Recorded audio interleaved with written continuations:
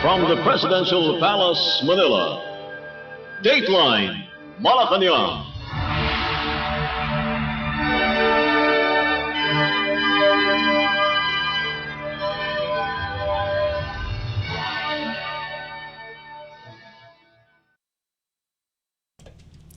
Good day, this is Dateline Malacañang and here are the news. Philippine President Ferdinand R. Marcos Jr. urged local officials to combat corruption and restore public trust in government institutions. During the oath-taking of the League of Cities of the Philippines, or LCP, National Executive Board, and the League of Municipalities of the Philippines, or LMP, National Executive Officers at the Malacañang Palace, President Marcos acknowledged public frustration with reports of government irregularities. The chief executive emphasized that his administration remains committed to safeguarding ethics and good governance. Drawing on his own experience as a former governor of Ilocos Norte, President Marcos stressed that he understood the problems of local governance but urged local authorities to remain strong in their commitment to improving Filipinos' lives. Marami ring hamon ang kinakaharap ng ating bansa. Lahat tayo'y dismayado sa mga ulat na katiwalian na nakikita natin sa pamahalaan. Ngunit malinaw ang ating adhikain. Sa bagong Pilipinas, walang puwang ang korupsyon at ang pandaraya. We must take responsibility to eradicate this abhorrent culture of corruption that has poisoned the public trust and has robbed us of a better future. Let us continue to do the work that changes millions of lives. Be testaments that public service can still be honest and hopeful. The president has ordered an increased crackdown on corruption in response to discoveries of alleged payoff schemes in multi-billion peso flood control projects involving public officials and private contractors. President Marcos established the Independent Commission for Infrastructure, or ICI, to look into alleged irregularities in the implementation of flood control and related projects over the last decade and recommend appropriate charges against those found responsible. Dateline Malacañang. Philippine President Ferdinand R. Marcos Jr. said the government is still largely made up of honest and hardworking public servants, emphasizing that corruption should not define the country's bureaucracy. In the most recent episode of his podcast, President Marcos said that he chose to reveal the multi-billion peso flood control scam to demonstrate that the corrupt few do not represent the thousands of loyal civil personnel who dutifully fulfill their duties.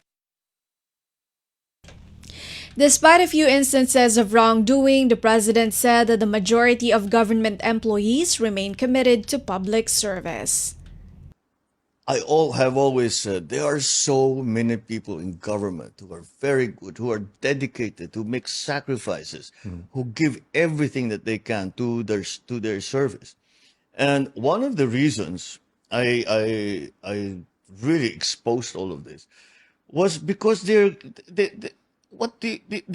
people are trying so hard. You know, they come into work early in the morning. They leave late. They don't take holidays. They come in on the weekends just so that they can do what they're even beyond, above and beyond their actual job description. You know, of course, everyone needs the money, but most government workers would rather just be able to do their work and actually serve. Yeah. That's why they're there. Government service is not easy. Yeah. We must respect that people are really working very hard and trying their best. You cannot paint everyone in government with the same brush as all of these corrupt operators that you see in government. And yes, there are many, many of them, but you will find they do not filter down. These people are making serious sacrifices, time away from their family, money out of their own pocket, things like that. Yeah. And they do this constantly, every single day. That is not the face of government. And these corrupt people are not the face of government. All they are is the face of corruption. President Marcos has already labeled the flood control fund dispute as one of the most flagrant in recent years. He established the Independent Commission for Infrastructural to look into potential anomalies and directed the reallocation of 255.5 billion pesos in flood control funding to important social and infrastructural services. He stressed that responsibility would be pursued without fear or favor, while expressing his continued support for the honest majority who, he added, silently keep the government operating each day. Dateline Malacañang. Philippine President Ferdinand R. Marcos Jr. said that in the remaining years of his tenure, his administration will prioritize expanding social protection and enhancing education, seeing these as the basis of a stable and progressive nation. In the most recent episode of his podcast, President Marcos said that his top aim is to ensure that Filipinos have access to basic requirements and high-quality education. He said that once these basic needs are addressed, the government's focus should move to education, which he calls the most important thing you can do to promote long-term national progress. He said that the government must develop a framework that empowers Filipinos with the training and abilities to compete globally. He mentioned the success of abroad Filipino workers and professionals as evidence that Filipinos achieve when given the right education and chances. This question of legacy keeps coming out. It's not something that I think about, quite frankly, because legacy is when you die, right? I'm not about to die. Okay. At least that's not my plan. I'll just say what are the directions I want to go towards in the time remaining. First of all, the social programs are important. People have to have a good healthcare system. People have to have food to eat. People have to have shelter as much as possible. People have to have, they must be able to survive. Ganun lang. Just a start there. Once you've achieved that, for me, the next thing you should do is education. So I'm putting a great deal of my attention and the government's focus on education. That is the most important thing that you can do. You cannot have a successful society without a well-educated society. Remember when we were the best English speakers? We in Asia, we had the highest literacy rate in Asia. Let's get back there. And again, there are so many good people here. They just don't have the means. They don't have the support. They don't have the funding. That's what we need to do. We have to make sure that the generations to come are well educated. They're well able to compete amongst themselves in the Philippines and internationally, because kaya naman ng Pilipino yan eh. Look how well we do when we go abroad. When we're well trained, look how well how wonderful the reviews that come back to us. Kayang-kaya ng Pilipino yan, but they have to be trained. There has to be a system that brings them up to the standards so they can be internationally competitive in whatever they do. Philippine President Ferdinand R. Marcos Jr. Dateline Malacañang. Philippine President Ferdinand R. Marcos Jr. has reflected on the lessons he learned from the presidency of his father, the late President Ferdinand E. Marcos Sr., saying the guidance of his patriarch helped shape his own brand of leadership. In the 5th episode of his podcast, President Marcos said that if given the choice, he would have sought his father's advice to guide him in leading the country. President Marcos made the statement when asked about the person he wanted to have as a guest in his own sit-down interview. President Marcos said his father would have told him it was hard to serve as the country's chief executive, advice he sometimes hears in the back of his mind. He nevertheless considered himself fortunate to have witnessed his father's legacy. No one can fully understand what it means to be president until they assume the role, he added. That you I might creep people out, but I have long conversations with my father still. Okay. I mean, I think, what did my dad do? What's a similar situation that I saw my father in, and what did he do? Yes. And if I asked him, Dad, what am I supposed to do? What would he say? So that's that, because I'm in government and I'm president. And he was president. Right. That's a treasure trove of good advice right there. I try to look back and sort of see what of what you know of him. What would he say? Okay. Oh, how would he judge what you just did? Well, anak, mali yan. Oh, anak, very good. Or whatever, you know.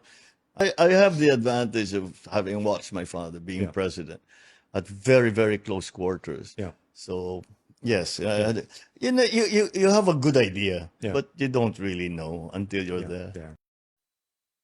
Philippine President Ferdinand R. Marcos Jr. Dateline Malacañang. Philippine President Ferdinand R. Marcos Jr. awarded cash incentives to Filipino medalists who excelled in the 14th World Skills ASEAN Manila 2025 in recognition of their outstanding performance in various technical and vocational skills. President Marcos announced the granting of cash rewards from the Office of the President or OP during a meeting with World Skills ASEAN medalists at Malacañang Palace in Manila. In his speech, President Marcos announced cash incentives of 100,000 pesos for gold, 80,000 pesos for silver, 60,000 pesos for bronze, and 50,000 pesos for medallion recipients. The president commended the competitors for bringing pride to the country and proving the world-class talent of Filipino workers. He said the participants' success proves Filipinos' excellence in skilled labor and craftsmanship. President Marcos also emphasized the importance of recognizing the competitors' efforts not only as a form of gratitude but also as encouragement for future international competitions. He expressed confidence that the country's technical and vocational sector would continue to produce globally competitive workers so long as young Filipinos are given the right training, support, and opportunities. Now we did very well, and we're all very proud of you because there is more to this than just a contest or just a competition between different countries in ASEAN. It also shows the quality of the training that we have given our workers. Dito sa inyong ginawa at sa naging successful na resulta, ay pinakita natin hindi ito haka-haka na sinasabi na magaling ang Pilipino na manggagawa. Ay masasabi natin ito may pruweba na tayo. Kung titignan mo, ikukumpara mo sa ibang bansa, maliwanag talaga na yung aming nararamdaman, basta pinagmamalaki namin lahat ng Pilipino, totoo naman, may pinagbabasihan. Hindi lamang dahil sa aming pagmamahal sa kapwa Pinoy, kung hindi talaga dahil meron talagang galing. You have once again proved to the world the value of the Filipino worker. And to encourage you and so to encourage others to follow in your footsteps, meron tayong ibinibigay mula sa tanggapan ng Pangulo. Ay magbibigay tayo ng 100,000 piso sa bawat gold medalist. The Philippines emerged as one of the top-performing nations at World Skills ASEAN Manila 2025, securing 10 gold medals during the competition held from August 25 to 30 in Pasay City.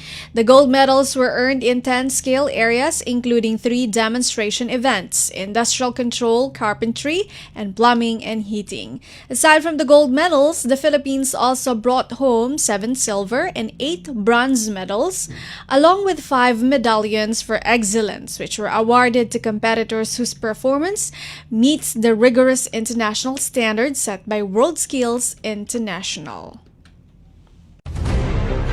Dateline Malacañang. Despite reports of attempted coups, Philippine President Ferdinand R. Marcos Jr. remains confident in the loyalty of the Armed Forces of the Philippines or AFP and the Philippine National Police or PNP. Undersecretary of the Presidential Communications Office and Palace Press Officer Attorney Claire Castro said the president was aware of the situation before the protests on September 21. Castro said that President Marcos recognizes the professionalism and dedication of the country's security forces. When asked if the palace considers the reported approach to military officials an act of sedition or treason, Castro said authorities are investigating the matter. Matagal na po niya itong nalaman, kahit naman po before pa September 21 ay mayroong mga maliliit na grupo na nagsasuggest ng ganito.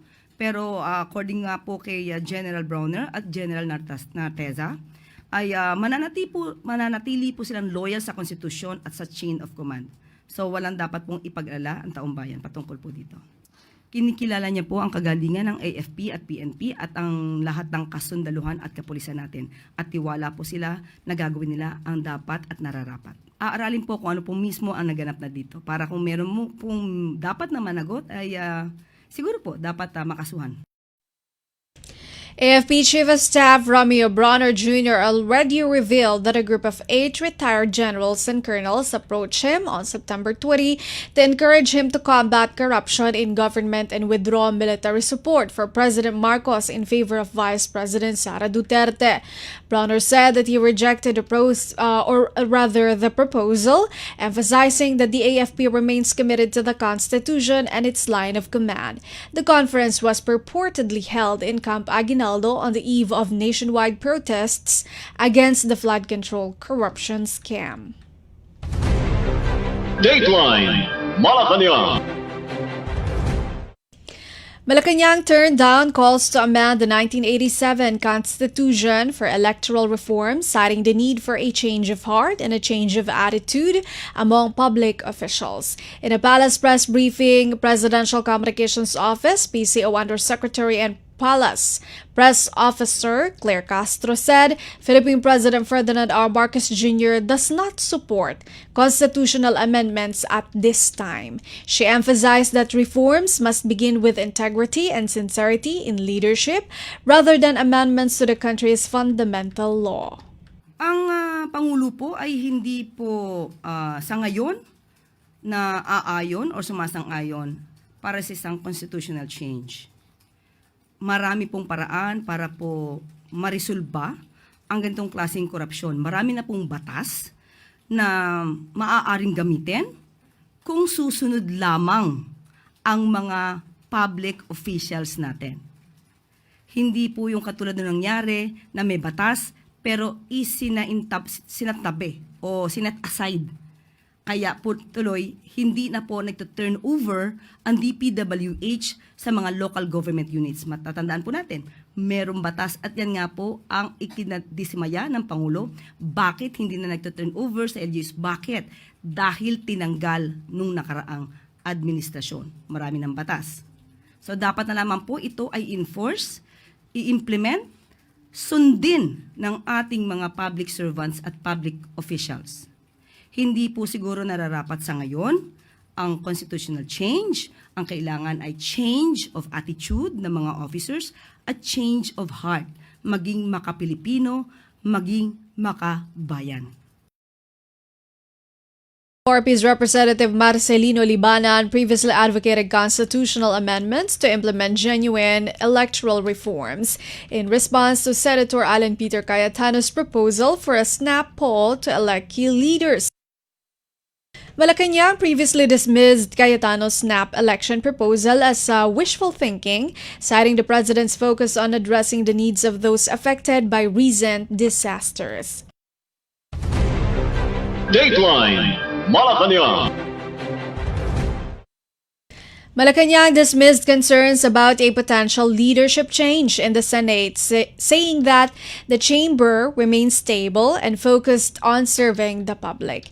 In a palace press briefing, Presidential Communications Office, PCO Undersecretary and Palace Press Officer Claire Castro said that the reported Senate discussions are part of the institution's democratic processes. According to Senate President Tito Soto, stable naman po ang nangyayari sa Senado at nag-express lamang po sila ng kanilang mga damdamin at karapatan naman po nilang pumili kung sino yung nararapat na maging leader or mamuno sa kanila. So, may freedom of expression sila, may democracy sila sa loob ng Senado. So, hindi naman po siya alarming. Castro expressed confidence that regardless of leadership changes, senators will continue to prioritize measures that benefit Filipinos. Rumors of another leadership shakeup in the Senate emerged barely weeks after the last restructuring, which included new committee chairs and a realignment of senators' alliances. The palace reiterated that it respects the legislative branch's independence and believes that MPs will continue to collaborate with the executive to draft legislation that advances the administration's development goals. Dateline Malacañang. Malacañang attributed budget delays encountered by Senator Amy Marcos to possible congressional insertions. This after Marcos raised concerns over her budget request being marked as FLR for later release, even calling it as First Lady reject. In a press briefing, Presidential Communications Office, PCO Undersecretary and Palace Press Officer Claire Castro called on the public officials to refrain from making baseless insinuations without evidence, noting that these can undermine the government's work. Castro said Philippine President Ferdinand R. Marcos Jr. has ordered strict oversight of the budget following the discovery that some congressional insertions have reached as high as 797 billion pesos. She said the congressional insertions have been classified for conditional implementation to prevent the release of funds without complete and proper documentation. Citing the Department of Budget and Management or DBM statement, Castro noted that specifically appropriated items included in the National Expenditure Program or NEP are subject to comprehensive release. In the context of the DBM, comprehensive release means that funds allocated through the National Expenditure Program or NEP are released in a complete consolidated manner rather than in parts to ensure that all appropriations for a particular program or project are disbursed together following proper documentation, thorough evaluation, and certification. Castro said the implementing agency is required to submit a request for budget release accompanied by proper documentation. She added that the Bureau of the Treasury must certify the availability of actual excess revenues. Unang-una po, kung sinabi po niya na siya ay nag-request, inaamin po ba niya na may insertion? Na siya ngayon na gusto niya sanang iparelease? So yan po ang una nating katanungan.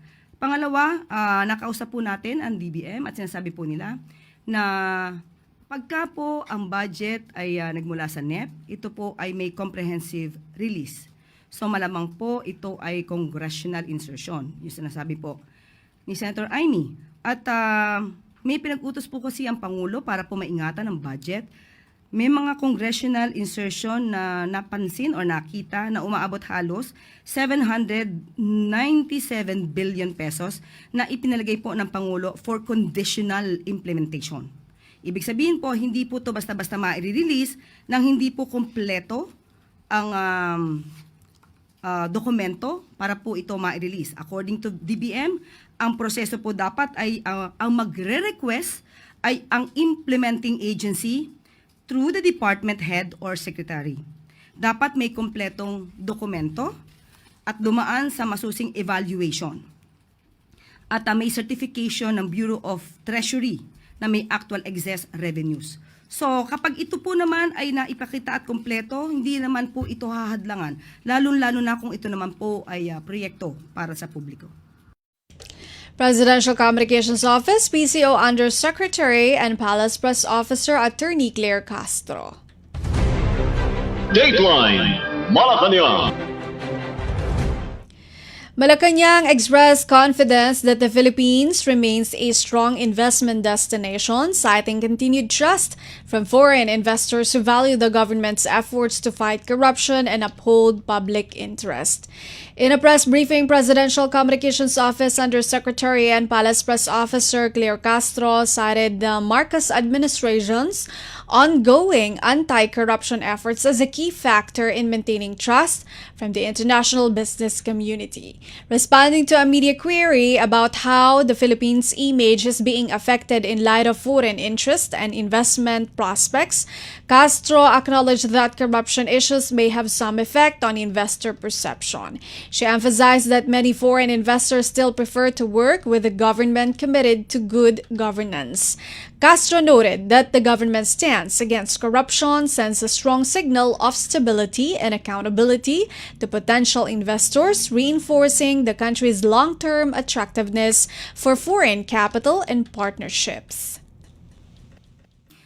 Definitely po, kahit paano po ay magkakaroon ito ng epekto, but marami po sa mga investors, na mas gugustuhin po nila na ang gobyerno ay lumalaban sa korupsyon. Mas gugustuhin nila na ipinaglalaban ng gobyerno ang karapatan ng taong bayan. So with that, mas mananatili siguro ang tiwala nila sa Pilipinas para dito mag-invest. Presidential Communications Office, PCO, Undersecretary and Palace Press Officer Attorney Claire Castro. Dateline Malacañang. And that is all for today's Dateline Malacañang for Radyo Pilipinas World Service. This has been Bea Gaza-de Guzman. From the Presidential Palace, Manila, Dateline Malacañang.